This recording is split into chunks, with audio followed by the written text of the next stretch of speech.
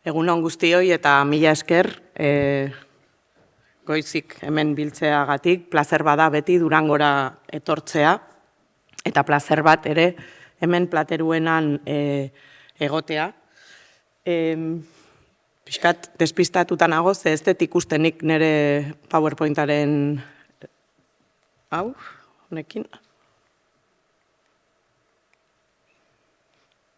Ez.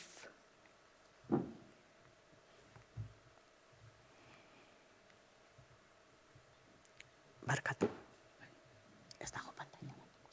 Ez. Vale. Eta nola itentet. Vale. Txoin. Ez. Barkatu,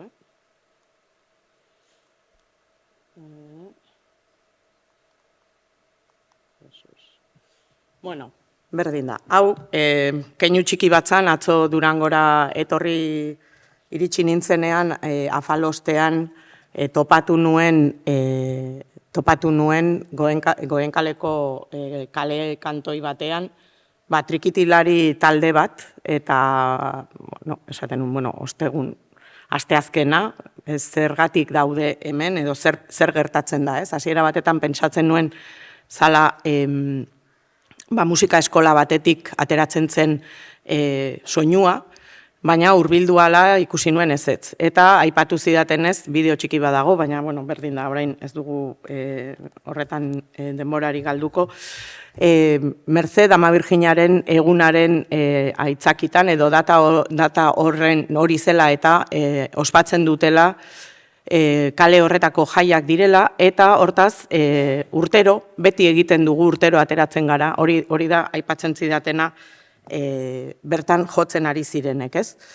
Tradizioak luzaz, iraganetik orainerako bidea egiten duten gizarte mailako jarduera ekintza eta ospakizun gisa aurkeztu izan dira, arbasoengandik jasotakoak direnaren ideiari estuki lotuta, tradizioek belaunaldien arteko transmisio bide eta oinarri hartzen dituzte.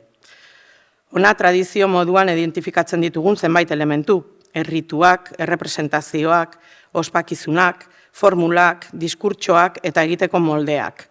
Guztiek dimentsio kolektibo bat plazaratzen dute, ezin bestela. Taldeak bizi baitu tradizioa, bai eta bizi berritu ere, eta hori da, hain zuzen ere, une honetan ere, nik hemen aurrean ikusten dudana, ez? Taupa mugimenduaren gaitasuna talde bat eratzeko, eta talde bat gorpuzteko, eta ez bakarrik jardunaldiaren antolaketan, baizik eta baita ere, eta anekdota txiki bezala, ez? Nolabait ere, taldetasunaren ikurraren garrantziaren baitan. Atzo autobusa hartzerakoan taupako karpeta zeraman pertsona bat zegoen autobus barruan, eta gaurko ona etortzeko bidaia prestatzen ari nintzela, ezinbestean berarekin hizketan hasi nintzen, ez? Karpetak nolabait ere egin gintuen halako momentuko ustekabeko taldekide. Tradizioak balio eta errepresentazio zehatzak gorpuzten dituzten praktikak bezala ulertu dira iraganaren eta etorkizunaren arteko soka orainean gauzatzen dutenak. Ikuspegi honen arabera, tradizioa balio moduan ikusi izan da, bere horretan mantendu beharreko zerbait. Gizarte gehientsuenetan errotuta dagoen ikuspegi baten arabera, urterik urte modu identikoan errepikatzen den zerbait da tradizioa. Irakurketa honek, muturrera eramanda, gizartea inmobilismora behartuko luke ezinbestean. Errealitateak ordea besterik diosku. Tradizioa herri edo talde jakin baten iragana eta etorkizuna orainetik, eta beti orainetik, irakurtzeko tresna moduan baliatu izan dira. Alegia, denboraren ardatzean kokatuta gaude, baina beti diskurtsoak dioela, egiten ari garena da atzera begirada bat, baina beti orainetik. Eta orainak markatuko du ezinbestean tradizioek izango duten bilakaera. Begiratzen baldin badiogu argazki honi, ikusten duguna da, nolabait ere gure gaur egungo iruditeria kolektiboan, 21. mendeko Euskal Herrian, ezaguna den figura edo pertsonai multzo bat irudikatzen duten bi irudi, bi pertsona, bi mozorro.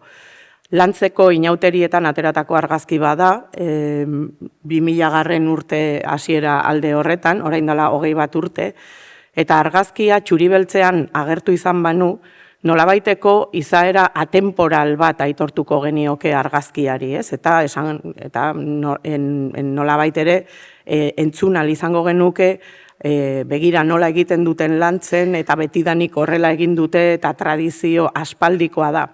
Hain zuzen ere, lantzeko inauteria oso adibide ona da erakusteko zein puntutaraino aipatzen ari naizen honek duen gizarte eraikuntzatik, baina zein puntutaraino gizarte eraikuntza horrek duen garrantzia kasu honetan lantzeko herriari arnas bat, auspotze bat emateko. Azken batean, inauteriak eta inauteriez hitz egingo dut, edo inauterietatik hartutako hainbat adibide ekarriko ditut ona, azken batean neguko festak izan direlako luzaz komunitatea trinkotzeko abagune ezin egokiagoa.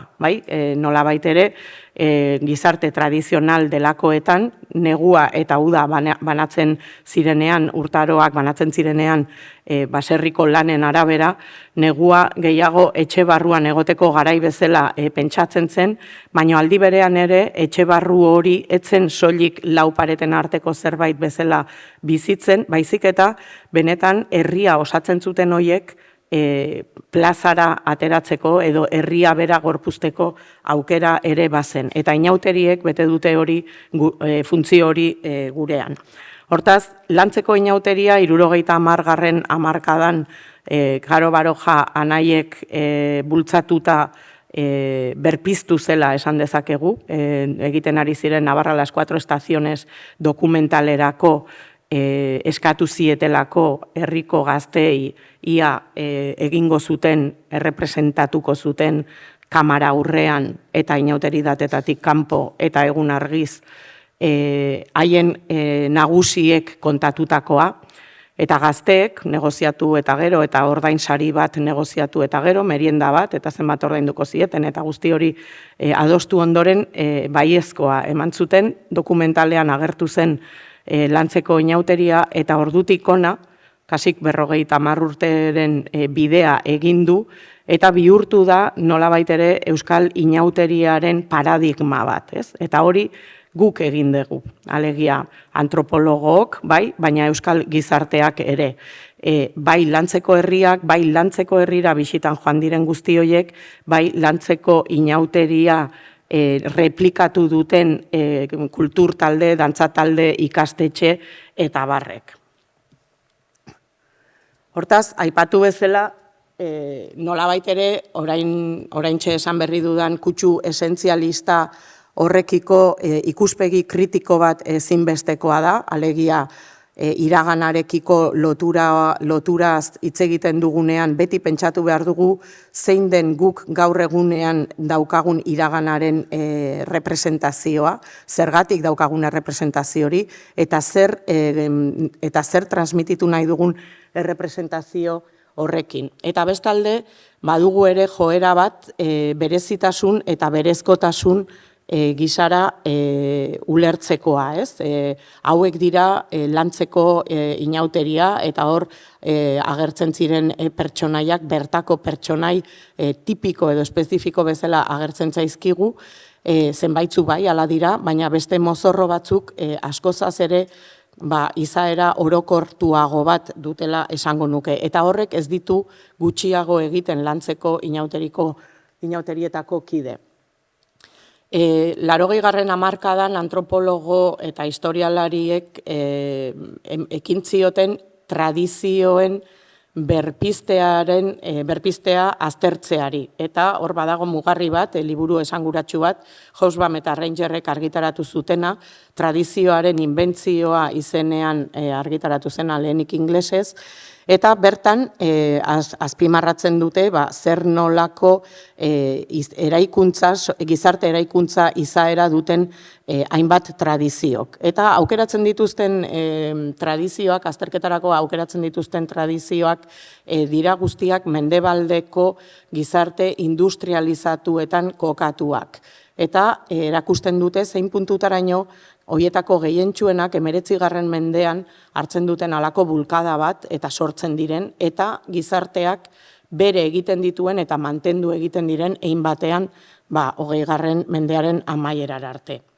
Hemen irudian ikusten dugun hori hainbatentzat tradizioaren izaera aldagaitz, nolabait zurrunenaren adibide gisa uler dezakegu, San Fermin egunean, San Ferminen prozesioan, aurtengo San Ferminetako San Fermin eguneko prozesioa da bertan ageri dena, eta ikuspegi historiko bati erreparatuko bagenio, agerikoa da zein puntutaraino gauden asmatutako tradizio baten aurrean edo asmatutako elementuak biltzen dituen tradizio baten aurrean. Horrek ez du eragozten, ordea, bertan daudenak hori benetako zerbait bezala bizitzen dutenik. Eta asmatutakoa dela esaten dudanean, prozesioa berez ez, prozesioa Elizak aspaldidanik arautu duen ekintza bada, ekintza erlijioso bat, zeinetan izaera erlijiosoko elementuak eta karguak eta figurak espazio publikoa betetzen duten, baina bai San Fermin santua bera, existitu ez omen etzen santu bat, eta begira Iruñan zer nolako jai eta ospakizunak bizi diren egun horren edo santu horren inguruan, baina baita ere hemen irudian ikusten diren kolore horiek, ja guretzat hain errotuak daudenak, zuri-gorri hori ere berria da. Santua baino askozaz ere berriagoa noski. Eta gaur egunean nolabait ere gailendu den, barneratu dugun eta eztabaidatzen ez dugun zerbait berezko sort bezala agertzen zaigu, eta are gehiago zabaldu eginda beste hainbat herrietara. Eta horren adibide da, handikan 10 egunetara, Baionako bestetan ere zuri-gorria nagusitu egin dela azken urteetan. Eta aipatzen ditugunean berrikuntzak eta aldakuntzak ezin aipatu gabe utzi emakumezkoaren rolak izan duen bilakaera azkenengo hamarkadatan, hau Azparneko aurtengo libertimentuan ateratako makilariaren irudia da. Makilariak gurean luzaz gizonezkoak, mutil-gazteak izan dira.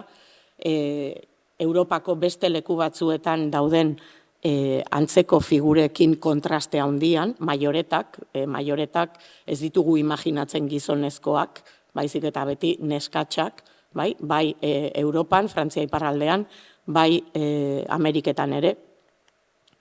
Eta hortaz, kontutan hartu behar dugu gizarte eraikuntza baten aurrean gaudela, eta gizarte eraikuntza denean garaian garaiko balioen adierazle dira tradizioak, dinamikoak eta moldakorrak ikusten ari garen moduan, eta ezinbestean izan behar dute horrela, bestela gainberan dijoaz, desagertu egiten dira.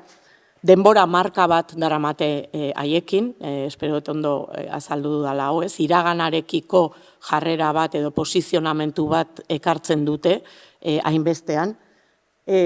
Uste baino originaltasun gutxiago salatzen dute, eta hori naiz eta herri bakoitzak, talde bakoitzak egiten duen halako alegin berezi bat bere zerbait irudikatzeko edo sortzeko, nolabait ere originaltasun baten bilaketa bat badago, ikusten duguna da, konparatzen baldin baditugu demagun inauterietako pertsonaiak, ikusten ditugu behin eta berriro pertsonaia elementu berberak errepikatzen direla gure kasuan Europako kontinentean zehar, mendebaldetik ekialdera eta iparraldetik hegoaldera, eta hortaz berezkotasun edo propioa denaren ideia hori bere-berea da guk egiten dugun eraikuntza bat, guk daukagun behar bati erantzuten dion zerbait, eta horrek eman behar digu ere zer pentsa. Eta beti garai eta testuinguruaren arabera interpretatzen dira, eta hor gertatzen direnak momentu batean esan nahi bat hartu dezake, eta handik 10, 20, 50 edo 100 urtetara beste bat. Eta hori zilegia da, azken batean tradizioa ari delako unean uneko gizarte horrek bizi duen balioak, dituen balioak, dituen erreferenteak, dituen beharren arabera antolatzen den zerbait da. Eta azkenik, eta hau bai diskutiezina den zerbait da, tradizioak beti salatzen du edo beti du izaera kolektibo bat. Talde bat da tradizioaren eramailea, talde bat da tradizio hori bizi duena, tradizio horretaz gozatzen duena. Egon dira momentu kritikoak eta pandemia izan da horietako bat, zeinetan indarra handiz agerrarazi den tradizioek betetzen duten komunitatea trinkotzeko funtzio hori, ez? Hau da, pandemia garaian, 2021ean, kalera ateratzea debekatuta genuen garaian, biltzea debekatuta zegoen garaian, Santa Ageda ospatzeko, Santa Ageda ospakizun bat, internet bidez egintzena, Bergarako musika eskolako musikariak bildu ziren, igual hemen baten bat egongo da, ez dakit. Eta egun horretan eta momentu jakin batetan kalera atera beharrean pantaila bidez kantatu zituzten Santa Agedaren omenezko koplak. Orduan, behar horrek ere salatzen du biltzeko behar bat, egutegi bat izateko behar bat. Aipatu bezala kultura jakin batean dute zentzua eta moldatu egiten dira, eta horren oso adibide polita da hau ere, Azparneko libertimendua, aurten, iaz hasi zuten hausnarketa bati segida emanez, dantzarien artean aurreko urteetan zirtzil ibilitakoak daude, baina dantzarien artean dauden horietako zenbait, gizonezkoak dira emakumezkoen jantziz agertzea hautatu dutenak. Hemen lehenengo postuan dijoan gonadun mutil hori. Hortaz, hor agertzen dira halakoetan gaur egungo gizartean mai gainean dauden kezkak, dauden erronkak, dauden eztabaidak, kasu honetan genero markarena, rolak banatu behar diran edo ez, jantziak horren araberakoa izan behar duten edo ez, zer dagoen genero eraikuntza horien atzean. Eta hori guztia 7 urteko ibilbidea duen tradizio berri batean. Eta hori guztia berez, Azparnen ez denean inauteri forma kakotxartean tradizionala libertimentua izan. Eta halata guztiz ere, ikaragarri errotu den kultur jardun bat da, ikaragarrizko jendea mugitzen duena antolaketa mailan, baina baita ere ikusle aldetik, ez? Eta horra agertzen zaigu ere komunitatearen ideia edo kontzeptua indarra handiarekin, tradizioak zergatik egiten ditugu edo zertarako egiten ditugu, tradizioak egiteko nolabaiteko obligazio bat bezala agertzen da edo jasotzen da hainbat kasutan, eta hor komunitatearen ideia funtsezkoa da, izaera kolektiboa dutela aipatu berri dut, eta hor komunitatea da tradizio horiek gauzatu, baina baita ere komunitatea beraren mugak markatuko dituena, zein dan guretakoa edo gutako kidea eta zein ez. Eta hori inauteri testu inguruan oso modu nabarmenean agertzen zaigu etxez etxeko errondatan eta bestelako jardunetan. Eta hortaz, komunitatea plazan agertzen zaigu edo plazan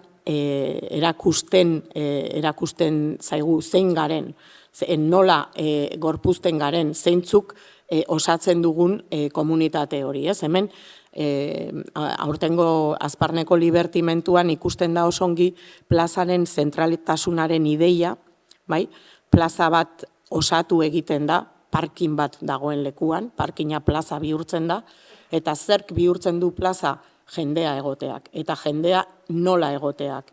Jendeak usten duen utxune hori, eta utxune hori dantzariek, lehenik zapurrek aurretik, baina ondotik dantzariek markatu egiten dute. Eta banaketa bat eraikitzen dute jarduten ari diren eta ikusten ari direnen artean. Baina komunitatea guztiek osatzen dute.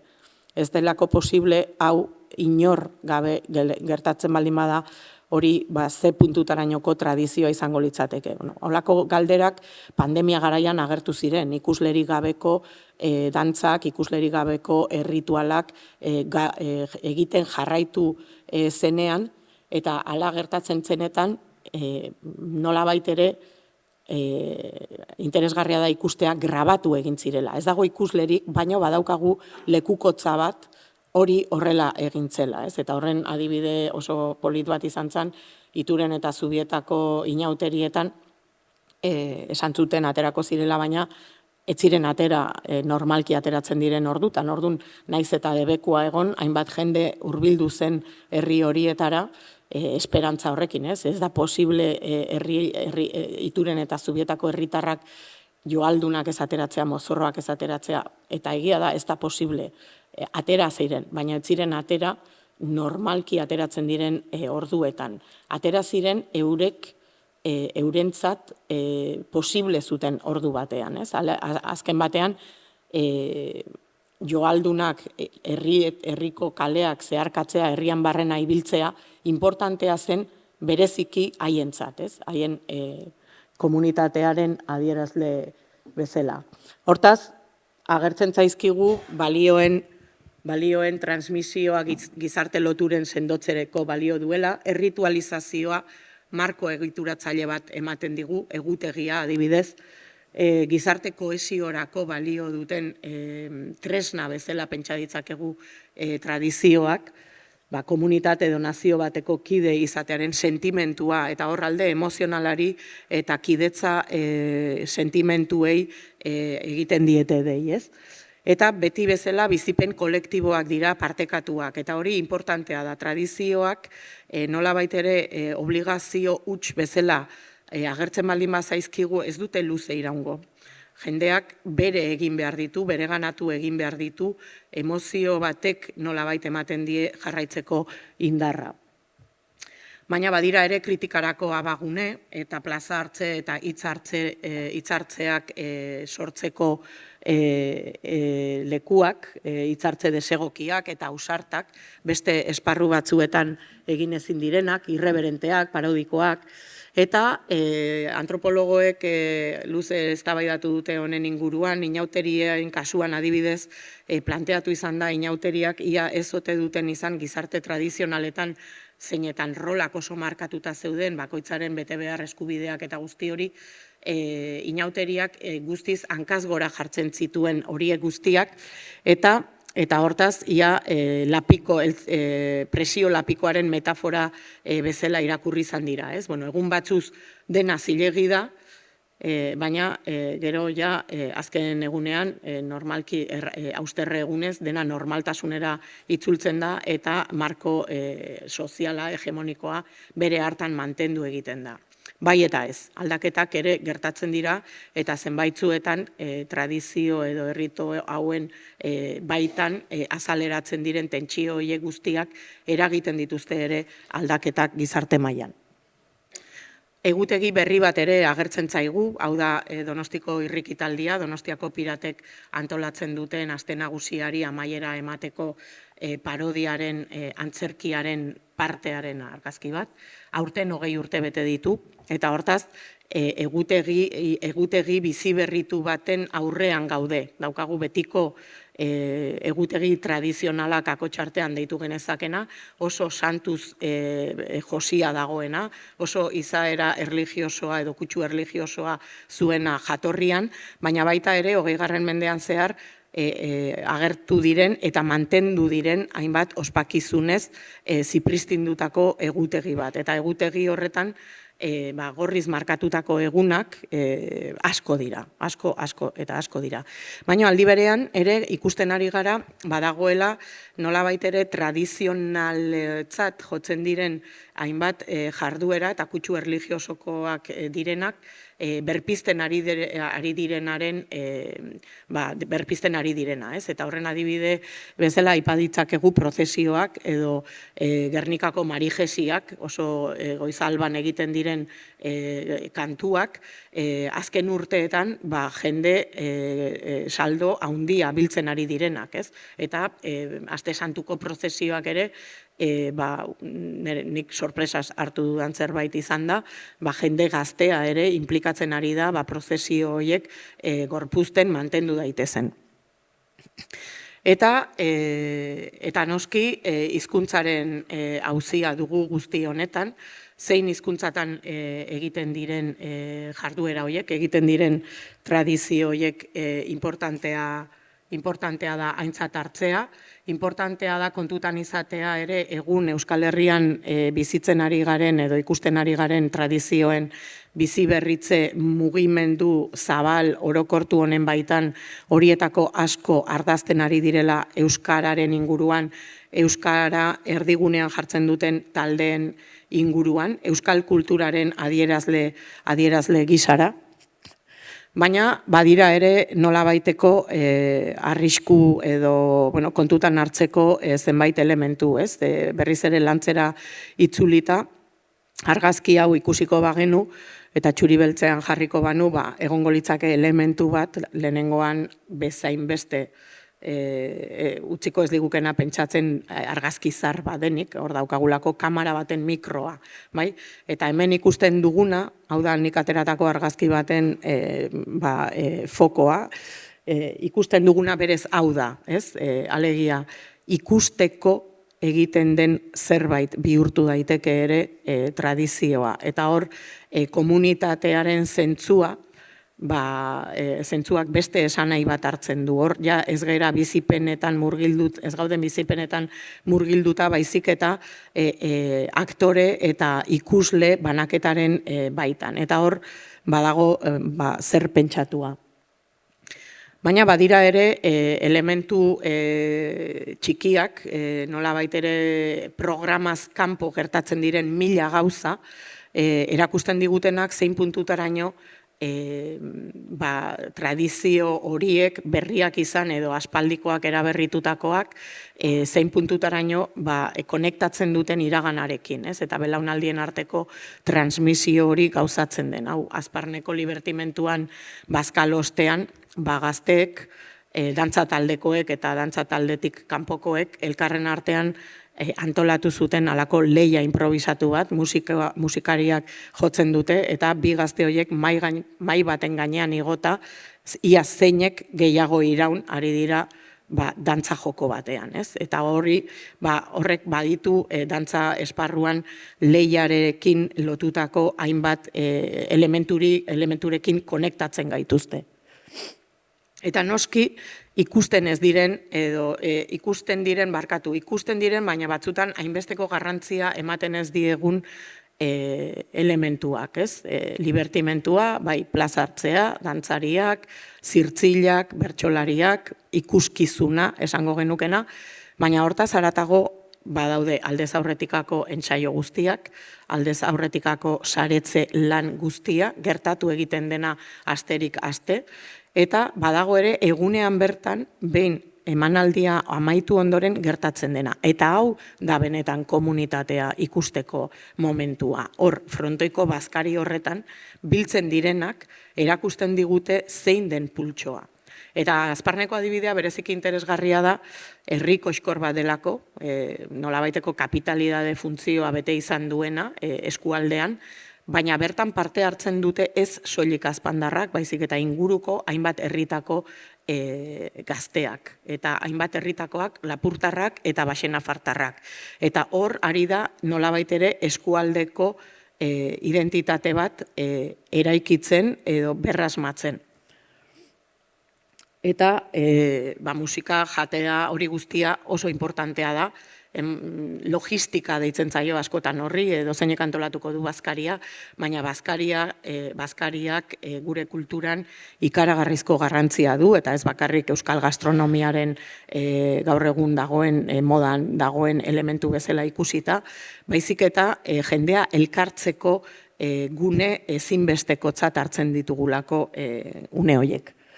Eta badaude ere bestelako elementu txikiagoak, askotan aintzat hartzen ez direnak, edo kanpotik doazen edo gatozen ontzat hain deigarriak ez direnak, hau aldiz Iturengo inauterietan ateratako argazki bada, eta hemen puskabiltzea egiten ari dira, etxez etxe, arrautzak eta dirua, eta garai batean haragia, xingarra eta biltzen. Eta ikusten dugu, pandemia garaian ere zer nolako garrantzia izan duen horrek. Gaur egun oso erresa da, supermerkatu batera goaz, erosten ditugu behar ditugun arrautz dozena guztiak eta lan bat gutxiago. Baina herrian zehar, egiten den zeharkaldi horrek garrantzia handia dauka. Konektatzen ditu gazteak nagusiekin. Jakinarazten du zein dagoen gaxorik, zein dagoen ondo. Oraindikan etxe hontan bizi da norbait. Eta hauek dira herri askoan egiten direnak. Beste herri batzuetan baserriz baserri egiten diren ibilaldiak dira, eta oso garrantzitsuak dira elkar ezagutza, belaunaldien arteko ezagutza eta herri izaera hori gorpuzteko. Eta eskaintzak ere, janedanak, etxeek eta egiten dituztenak. Eta gero nik ireki nahiko nuke hausnarketa bat, ez daukat erantzunik, baina bai ireki zabaldu nahiko nioke atea hausnarketa bat, gaur egun norberak berea eta berezkoa, baina aldi berean ere nolabait ere desberdinegia igualez. Eta hor, eredu baten bilaketa bat da nik somatzen dudana, gaur egungo gure gizartearen behar hoietan agertzen zaidana, edo nik ikusten ditudan datuetan, 30 urteren bueltan nabil inauterien inguruan lanean, eta ikusten dudana da, nolabait ere preziatzen duguna eredu ontako zerbait da. Eta hau da Altsasuko inauteria, ere inauteri berreskuratu, asmatu, berrinterpretatu bat, 80. hamarkadan. Eta halakoak aldiz, etzaizkigu edo ez dira hain preziatu edo ez dute halako sona honik edo halako interesa sortzen. Eta oso aintzinakotasunari erreparatuta, eredu hau askozaz ere zarragoa da, hau hiri inauteri bada, Donostiako inauteriak, bukatzen ari naiz, Donostiako inauteriak aurten ere, eta gazte konpartsek antolatzen dituzte, baina batez ere, eta 19. mendeko tradizio baten jarraipena dira, frankismoaren debekuaren etenak enduta, nolabait ere, 19. mendean oso inauteri indartsuak zeuden Donostian, gehien bat lanbideekin lotutako konpartsak ziren, eta hiriaren izaera ere salatzen zuten, zeintzuk ziren hirian garrantzia zuten lanbideak, eta zeintzuk hartzen zuten ere kalea edo plaza publikoa inauteri testu inguruan. Hemen agertzen zaizkigunak dira Donostiako auzo altuak, deitzen diren hoiek, dorrez beteta dauden auzoak, bere garaian estadutik etorritako langileek bete zituzten auzuneak, eta gaur egunean ere beste herrialde batzuetatik etorri diren jendeak nagusiki bizi dituzten auzoak. Eta inauteri testu inguruan zentro hartzen dute, hiriaren zentro hartzen dute. Hortaz, eurentzat oso data importantea da, esfortzu handia egiten dute ekonomikoa, baina bai denborazkoa ere, bertan parte hartzeko, eta ikusgarritasuna da nolabait ere bilatzen dutena. Baina hemen ere badago komunitatearen trinkotzearen ideia bat, taldetasunaren ideia bat, tradizioaren zera bat. Orduan, azkenengo hamarkadatan ikusten ari naizen inauteri, batez ere inauteri testu inguruan sortzen ari diren eredu, sortzen ari diren ospakizun berriak eta gehiago jotzen dute ontara, bai, landa eremuko herri inauteri bezala izendatu izan dena hainbat eskualdetan, eta hori adibidez Nafarroan oso ikusgarria da, zer nolako indarra egiten ari den azkenengo hamarkadatan inauteriak berpizteko lehenagotik ospatzen ziren lekuetan, eta ospatzen ez zirenetan berriak sortzeko. Eta hortaz, eta honekin amaituko nuke, pixka bat eztabaida zabaltzeko eta ondotik etorriko diren aurkezpenei ere, aurkezpenekin ere lotu nahian. Nik uste dut gaur egun bizi dugula halako tradizio ugaltze, berpizte, loratze garai bat, oso importantea. Badituenak hemen agertzen diren hainbat elementu, autentikotasunaren auzia askotan agertzen da, horrela egin behar da, eta behar horrek ni nahiko asaldatzen hau, behar da hori mantenduko da, ikusiko da ia mantentzen dan edo ez, alegia tokian tokiko beharrak dira kontutan hartu behar direnak lehenik, eta iraganarekiko fideltasunaren ideia hori ikusi ahal izan dugu berez ez dela horrela, ez dela ala beharrez, gauzak aldatu egin dira, zorionez, bestela tradiziori gabeko gizarte batean bizituko ginake, gauzak desagertu egingo liratekelako. Eta belaunaldien artekotasuna lehen ez bezala gaur egunean ezinbesteko zerbait bezala bizi dugu, gaur egungo gure gizartean, norberak berea antolatu nahi eta behar bat da ikusten dudananik, norberak berea, nahi dugu guk gure inauteria, nahi dugu guk gure ez dakize festa, baina aldi berean ondokoek ere egiten duten ez ere mugimendu hori bera, haien gandik ere bereizi egin behar gara, eta originaltasunaren nolabaiteko bilaketa bat dago, eta horrek ere ematen digu gizarteak dituen beharren berri, ez? Baina ezinbestean kontutan hartzeko elementua da, gizarteak, gaur egun euskal gizartea osatzen duten komunitate guzti horiek, eta euskal komunitateak dituen beharrei eta erronkei begira, eta horiek aintzat hartuta antolatu edo gorpuztuko direnak egingo dute aurrera. Besteak ziurrenik mantenduko dira igual eta gero desagertu, harik eta igual beranduago, eta hor fikzioa egiten ari naiz, baina beranduago berriz ere berrartu eta berrinterpretatzen diren arte. Gaur eguneko behar horiek dira nolabait ere asetzea eskatzen dutenak, eta gaur egun hori norberak berea, baina bestekiko ez sobera desberdina, dira nolabait ere nik ikusten ditudan elementu nagusiak. Eta mila esker.